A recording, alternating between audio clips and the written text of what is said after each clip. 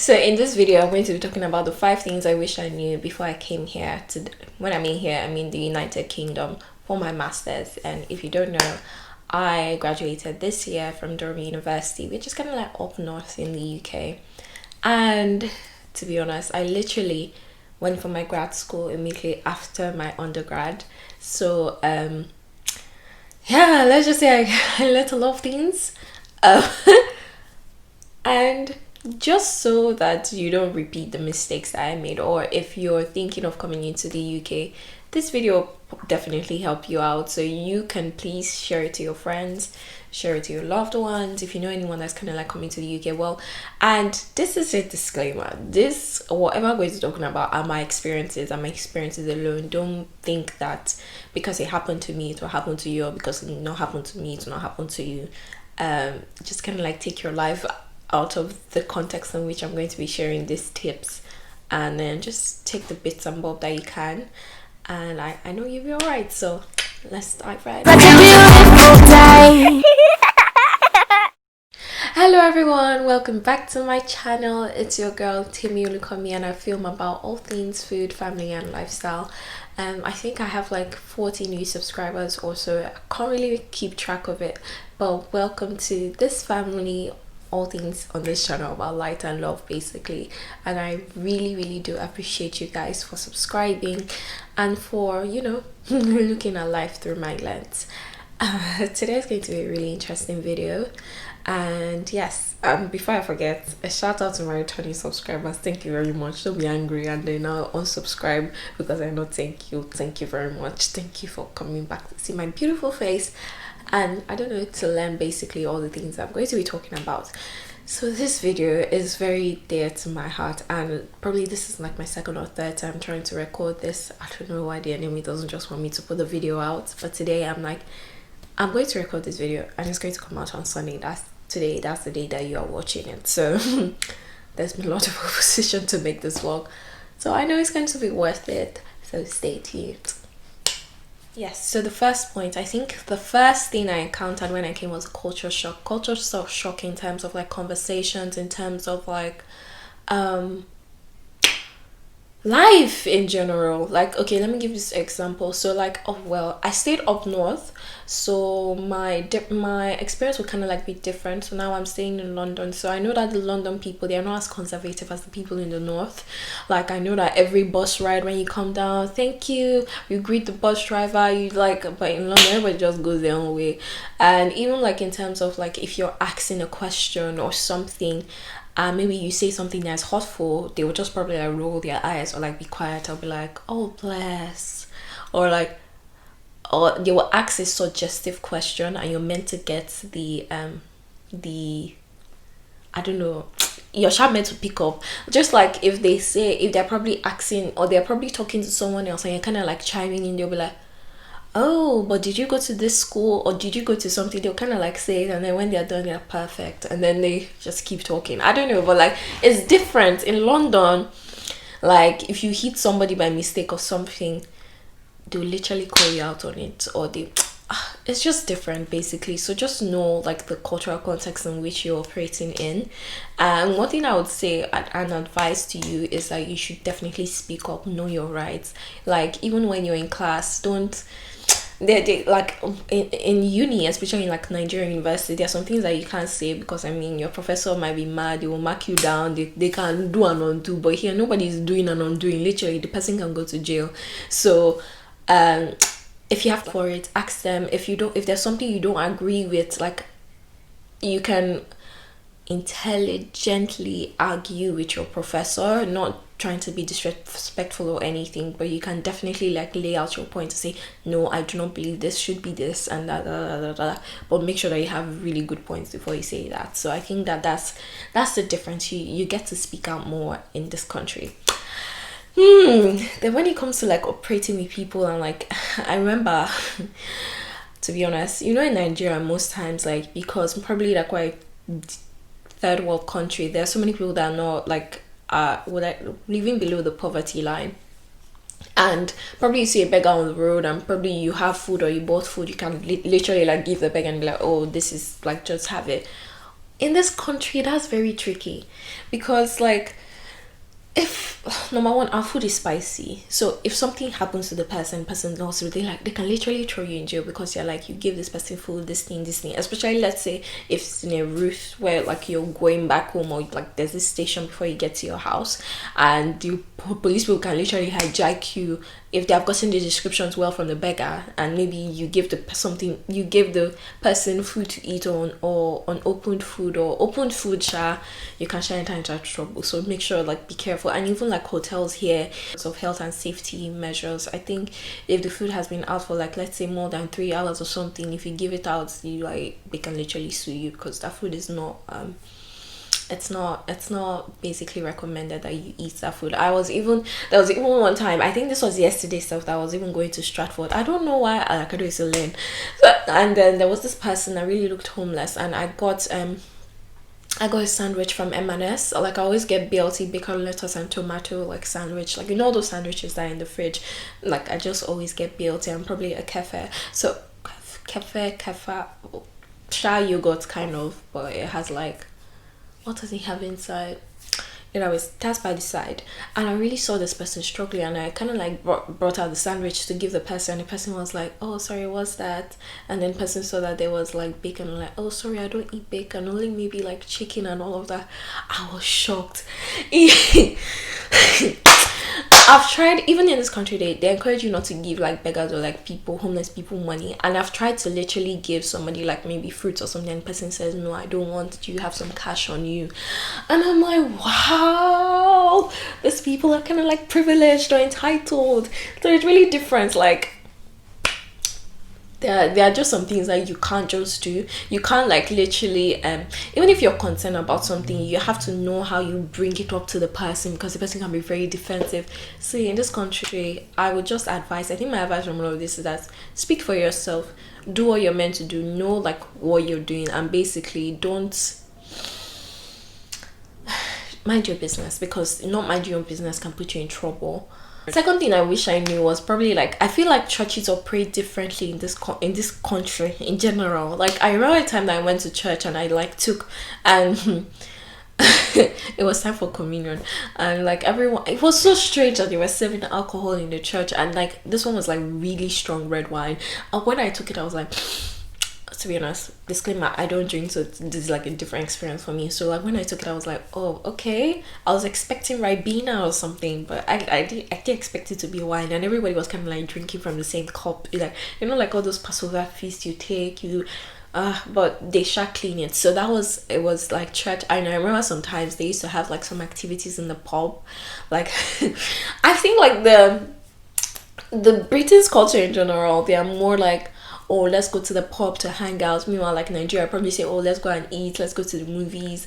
Only like a few friends will say, oh, let's go and eat per se. Everybody is more like, oh, let's go to the pub to drink, let's have a pint or something. I remember when they were doing like a pub quiz in like a pub in church, and I was like, oh, really? It was a different dimension. It was a different dynamic to me, and I found it weird that almost every church program you had to pay for it. Like, because like everything in Nigeria is free. They say, oh, come for camping, free. Come for even shirts, sometimes they'll give it to you for free, or books, they'll give it to you for free. But in the UK, you pay for all those things, and it was just different to me, because I'm like, what's going on? But typically I feel like it's the entitled mentality I brought from Nigeria here, but it's not the same. Like almost every church program, you have to like pay for the events, pay for this, pay for that. I wasn't really used to that. So be ready to spend your coins in the church. That's what I'll say, like in terms of like giving and all of that. And people, I don't know, but I don't think people give as much. I don't think they have like a giving culture as much. But to be honest, I can't really say much on that. That's just by design. Probably because everybody like kind of like uses like their cards, or probably has like standing orders or stuff. But that's a different discussion. These are just my experience. I really loved church, I really loved service, I really loved family. I feel like even like serving in church was more like, it wasn't, oh, you're doing it because of eye service, you're doing it because of pastor. Not that I did that anyways, but in Nigeria, I think a large emphasis is more on, oh, let's do this, let's do that. Like they don't really get like they don't really internalize service to God. Maybe it's to receive something or to like do good in the eyes of others, but this year really like genuine, like your heart is really burning for the people. And even like when you're having like Bible study and stuff, it's more like all of us learning. It's not like someone trying to like say, oh, this is this and this is that. It's more like house fellowship, if you get what I mean. They kind of like have like suggestive questions and then they build up from there, rather than trying to say, oh, this is what we're led you to do. Open your Bible to da da da da da da da da da. It's a different ball game. So I really love the fact that I could grow in that sense, and also like really communicate like we're like genuine Christians and all of that, and you see people that really love God.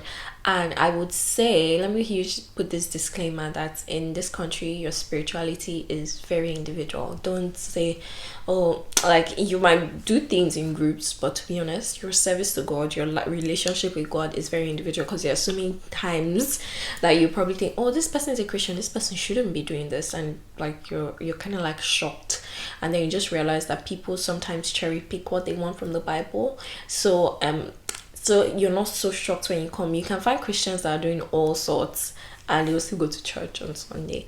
I think it's the same thing in Nigeria, but it's not as much. So like don't say like, oh, two of us are having this goal together. That person might just forget about the goal and do whatever they want to do and just feel as if you're just the person just left you. But it is what it is, I guess. So spirituality, your spiritual life is a very individual journey. Don't be too shocked by the differences. Be ready to spend your coins. And Britain has a very large drinking culture. I'll say it's probably like the cultural variations, like staying with different cultures. You get to know, like you easily differentiate which culture is this, which culture. I think the Germans are more blunt naturally.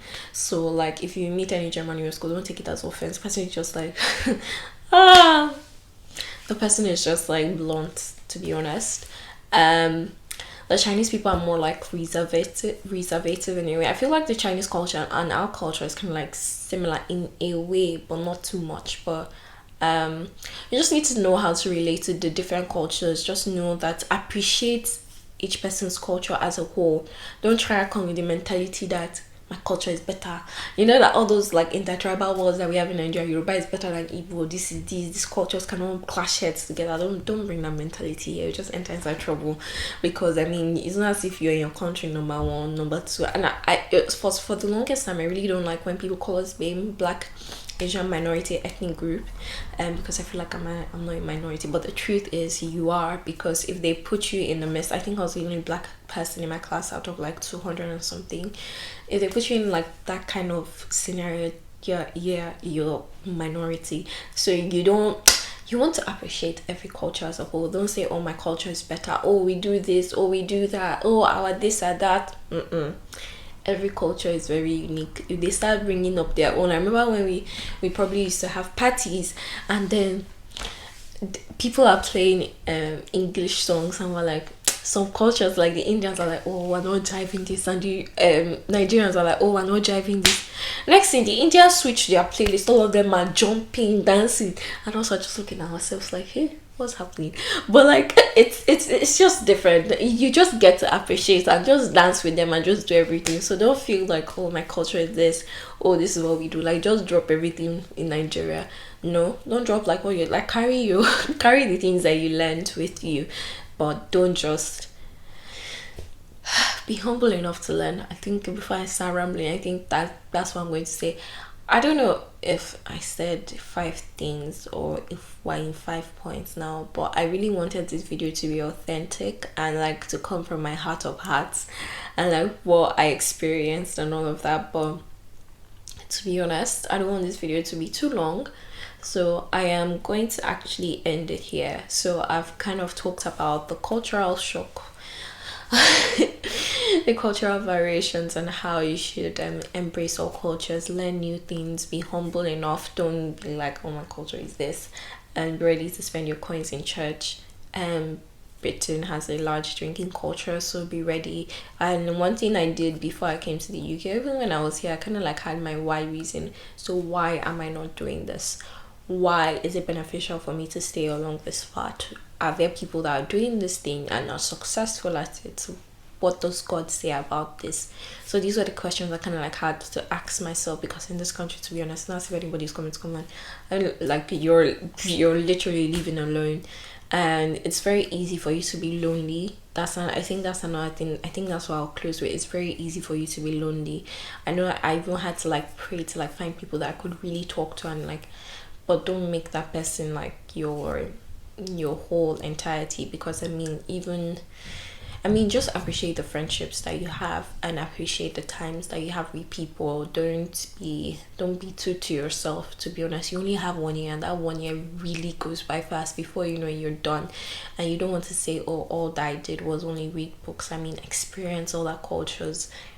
Try going out, even if it's going to McDonald's for a 99p burger, that's fine. Even if it's you taking a bus trip, buses in Durham were like £1 for the whole day, so it was quite cheap, and I could literally go to Sunderland, I could go to Newcastle for £1 and come back for £1.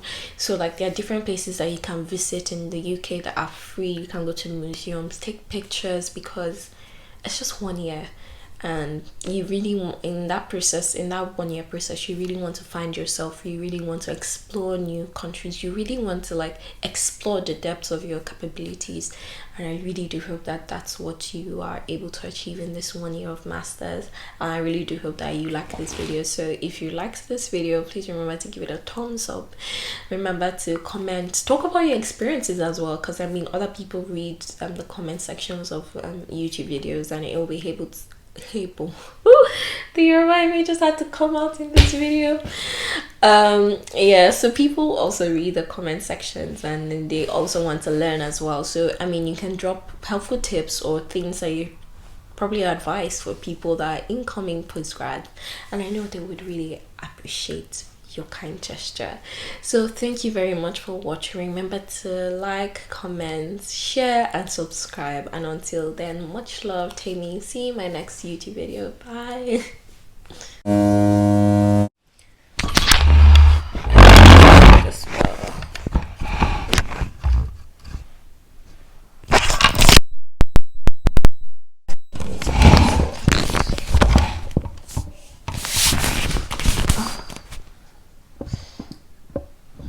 I film about food, lifestyle, and what do I film about again? Wow, it's been so long. I can say something, I can invite someone over for lunch, and they'll just be like, it's my neighbor. Guys, I'm sorry. I feel like one of the things about filming in the UK is that the walls are so thin. Is this person not going to keep quiet? Thank you.